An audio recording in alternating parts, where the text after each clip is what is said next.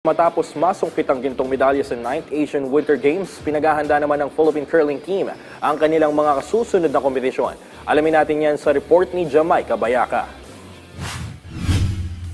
Matapos maiuwi ang kauna-unahang gold medal sa bansa, nakatatak na sa kasaysayan ang galing na ipinamalas ng Philippine Curling Team sa 9th Asian Winter Games. Pero sa kabila ng tagumpay na ito, mayroon pang mas malaking hangarin ang national team. Yun ay maging isang world champion at makilala hindi lang sa Asia, kundi pati na rin sa buong mundo. Sa panayam ng PTV Sports kay Alan Frey, Philippine Curling Team member, ibinahagi nito ang kanilang pinakapinaghahandaang laban. Our main goal and actually our only goal is going to the Winter Olympics in 2026 in Milano Cortina. Yeah.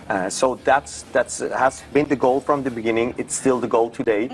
This is just a nice side effect, but the goal is to go to the Winter Olympics. Dagdag pa ni Frey na kailangan nilang maipanalo ang pre-qualification at Olympic qualification events ngayong taon para mapasama sa 2026 Winter Olympics na gaganapin sa Milano Cortina, Italy. The next competition is the pre-qualifier in autumn and the qualifier in December. We need to reach third and second place, and then we can make it to the Olympics.